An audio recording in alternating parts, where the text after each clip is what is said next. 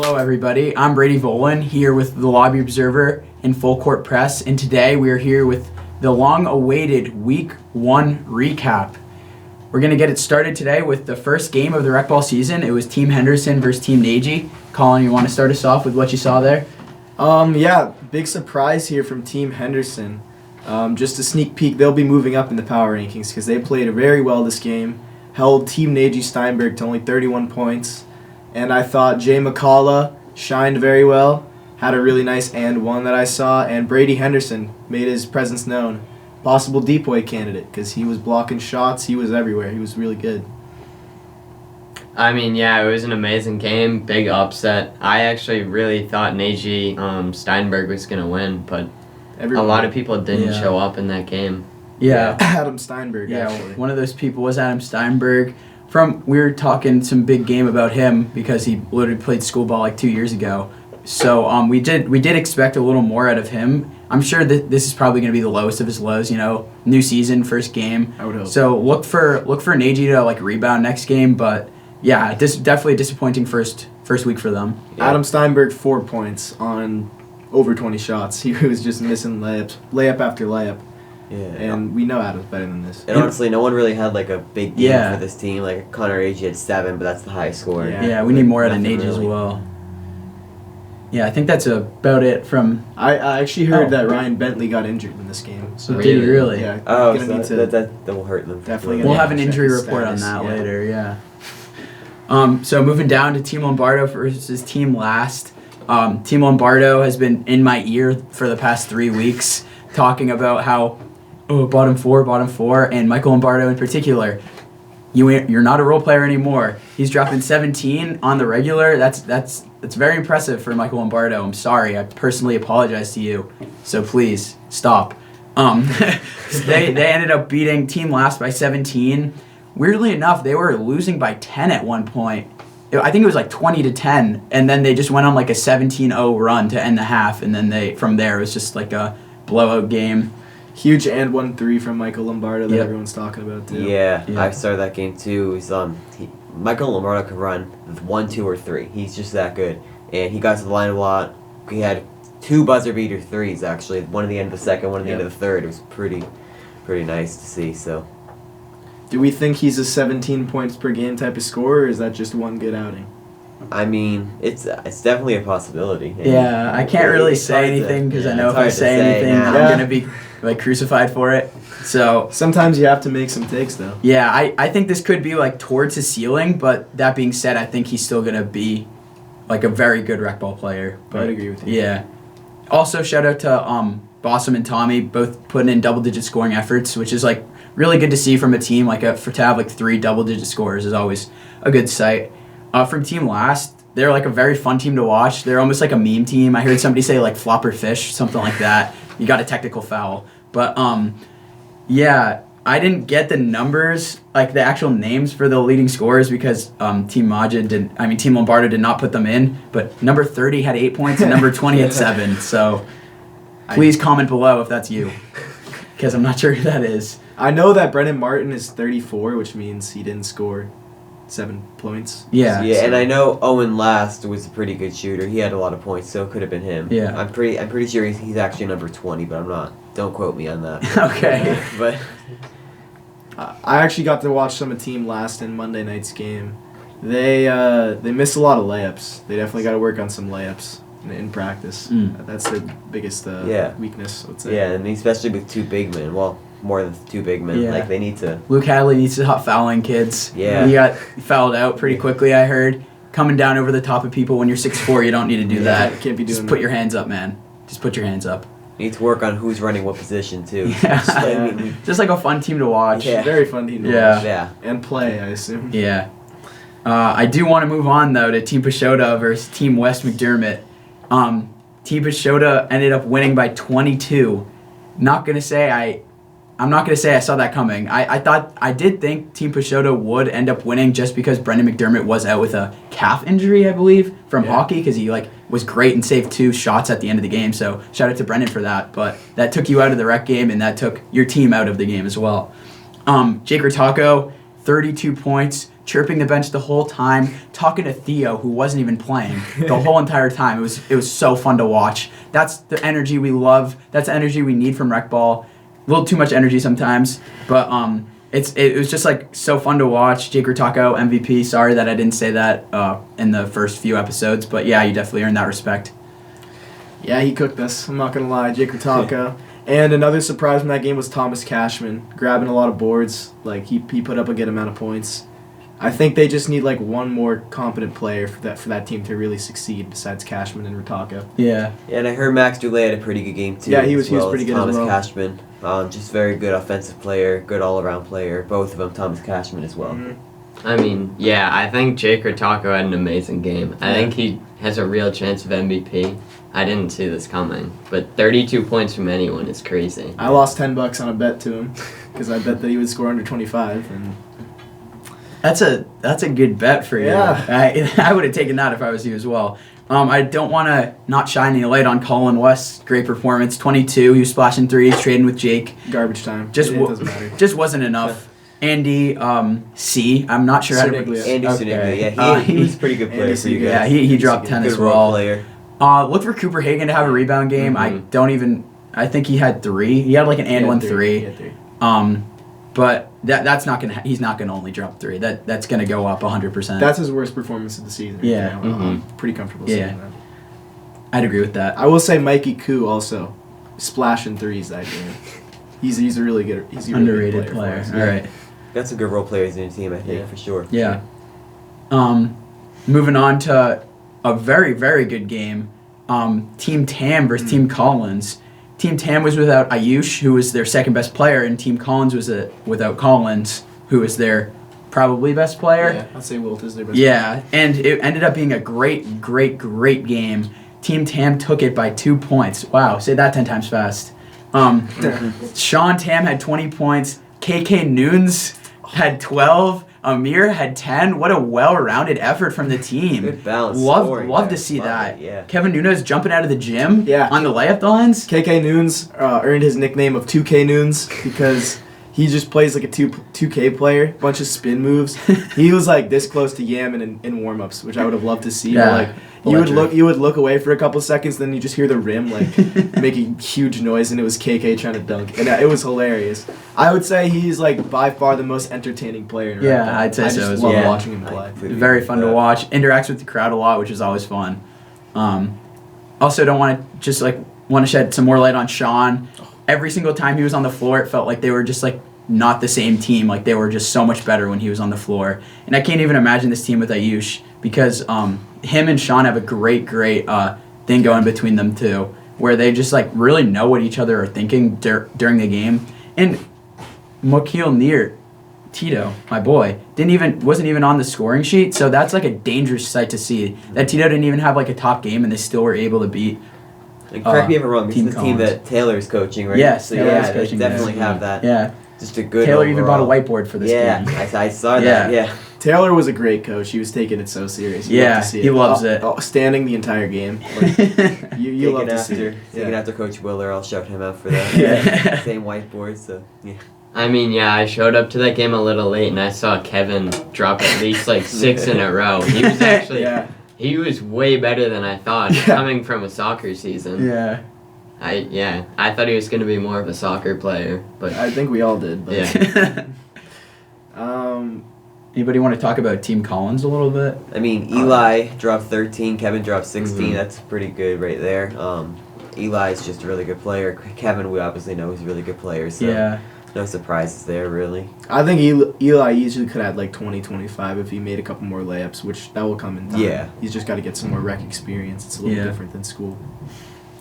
Surrey also put up 9 for that team. Don't want to leave him in the dark, but Surrey is very good. yeah, Surrey is a very underrated player.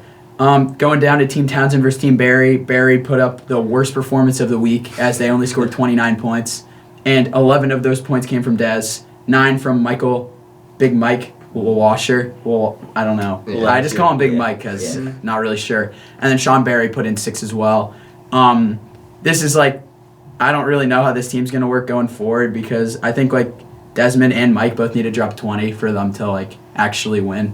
Yeah, Sully needs to step it up too a little bit. Yeah, Sullivan. Oh yeah, I was actually talking to Sullivan yesterday. He said he only took 2 shots that game, and he wants some more light from his team. So if anyone on Team Barry's listening, shine that let kid. Sullivan shine. Yeah, let Russ cook. So Team Townsend had Tim Breen and Cooper Armstrong lead them in scoring. Seeing Griffin and Aiden Warner not in that top 2 and them still winning is pretty encouraging because they didn't have to even have Aiden Warner or Griffin have their A game or even B game. And Tim Breen didn't even have a great game. He was telling me he shot like 25% from the field and he still put up 12. So I think that's like very encouraging for that team, and they're pretty dangerous.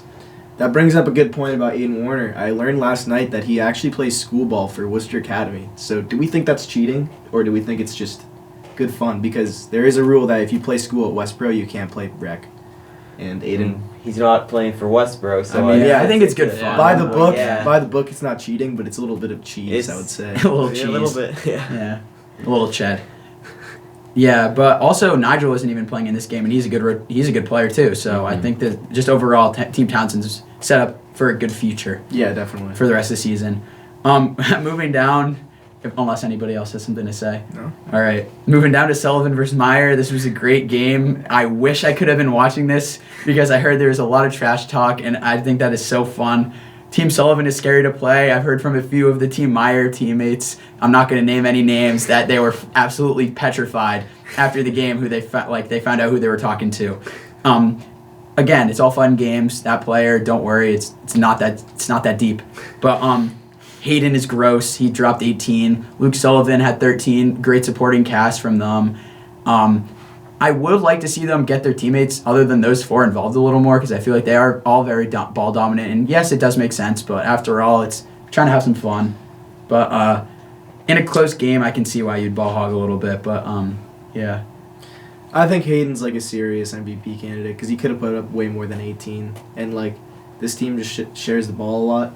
Matty, do you have anything to say from... Yeah, being on this team, it was such a fun game to be a part of. At the end, Hayden had 18, and he told the coach, like, put me in, I want to get 20. So, I mean, it really just shows his, like, mentality to just do really good and, like, succeed in the season. Mamba mentality. Yeah. Shed some light on Team Meyer as well. Charlie Snow, 17 points, so, yeah. Jackson Bond had 13. The Facebook group chat is lying. He's pretty good. And how about Ryan Snow, what a guy. Like, at the beginning of the season, I said he could actually put in minutes. I wasn't sure how serious that was, but I guess it is serious because he put up 9. Very good player. And I actually think that somebody might have told me he had more, but he had 11. He had 11, okay. I've never seen someone that has like bigger calves than they do quads, but Ryan Snow does, and he's still dropping 11 points in Recball. Shout out to Ryan. In 3 years, he's the MVP when he's a senior. Whoa! I'm just throwing that out there. He's actually is he a senior? He's a sophomore. He's a freshman, right? Oh, sophomore. He's a sophomore. 2 years. He's the MVP favorite. Yeah, that kid is giant. That's crazy. I'm very excited for the Snow Brothers. That's a great duo. Snow Bros. I'd say that we're moving on. Yeah. Team Seymour versus Team Calderon. Somebody else want to take this one? Game of the week. Oh my God. Was not expecting it at all. Everyone wanted to watch Meyer versus Sullivan because that was our game of the week pick. And then we find out that Calderon is leading against Team Seymour by like 27 points in the first half. Jacob Belinsky gets ejected from... he gets teed up. He gets teed up from the game. In the first minute. Within like a minute of playing for some naughty language. Like, Recball players, we got to clean that up. Like, the refs... You can never talk to them, guys. Yeah, they're doing their job and they're doing it to the best of their ability, and that they don't deserve any mean language. Respect the refs. Yes. Then Jacob comes in after sitting an entire half and drops 24. Like, oh my God, he is like honestly the MVP frontrunner if he can keep doing that. Yeah. He's on pace for over 50 because he had to sit out some of that second half because he had like foul trouble. Yeah. He was sitting with 4 fouls. Brady, you're on that team. What do you have to say? I think that it was an unbelievable Jacob performance. He had 22. I just want to make a slight correction. He had 22 in the second half. He did have 1 bucket in the first half before he got teed up. Before the tee. just it was like an unbelievable comeback. We were like down like 35-7 at one point, something crazy like that. And then Jacob comes in and just like sparks our whole team up. Me and Elliot, while he was gone, were like atrocious. We missed like probably 40 combined layups. We could have actually kept it close, but just the whole team without him, like it wasn't gelled. Jacob comes in, sparks the team up. Vincent Zhang hits like three threes in a row. It felt like just the crowd was electric, fun game to be against. But I also want to give some light to Team Calderon. Matt Mendez 18, our own Rahim dropped 14, 15 on our domes, chucking up threes like. They're splashing. The That's a good, underrated three is Rahim, Matt, and Sam, who is like just an absolute menace in the paint. Yeah, I see a lot of Jaden Thomas and Sam Manuelian. Just the way that they're just everywhere, and they're like just a big presence, and you hate to play against them. Yeah. They just take the ball, they block shots, they get boards. Some beasts. I also do want to apologize to any parents I might have offended by throwing my headband. I got out of control, and I was upset about a call, and that was on me, and that shouldn't happen. And I'm very, very apologizing for that action. It will never happen again. I will say that your entire team was playing with 4 fouls for pretty much that entire fourth quarter. I think like 3 or 4 of our starting 5 had 4 fouls for like the crunch time minutes. Yeah. So I ended up exiting the game because of fouling out, but. Yeah, Colin Campbell. Oh, shout out to Colin Campbell. Yeah. He was actually like exactly what I thought he'd be. Mm-hmm. He had a point, which was awesome. He had a free throw, and he was just so good at defense. He was diving for balls. He was like just like clamping up. He's poking balls away. Yeah. He did. I think he might have fouled out as well, but still, like he was actually really good. Yeah, no, he had 3 or 4 fouls, and then Coach Ian Seymour ended up having him put his hands behind his back and play defense, which was really funny. And he still clamped whoever he was guarding. Yeah, so it was really he's very impressive from him. Yeah, shout out to Vincent Zhang. I know he's been telling me that he's been grinding this past year for rec, and he really Paid showed off. it.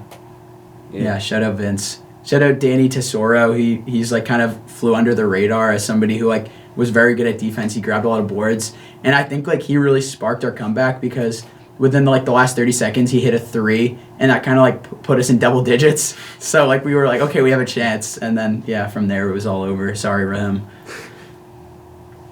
Next game. Yeah, so we're moving on to Monday night. I was unfortunately not able to watch any of these games because I was watching the new Spider-Man movie, which was really good. I'm not really sure what Wilbur Bell is talking about, saying that's a bad movie. So I've heard best movie of all time. I've heard like 8 out of 10. Yeah. Where do you rank it? I thought it was like really good. A top Marvel movie, definitely. Maybe like top 5. Yeah, I'd say so, but that's not the point. Monday night games. Team Townsend took care of business versus Team Calderon. Yeah, I saw like maybe half of this game. Rahim says that his team was in it in the first half. Team Calderon was in it, and then Townsend just like stepped up. Aiden Warren dropping 20. From what I did see, he was like doing a really good job of getting to the basket, getting fouled. So I'm assuming that's what he did the rest of the game.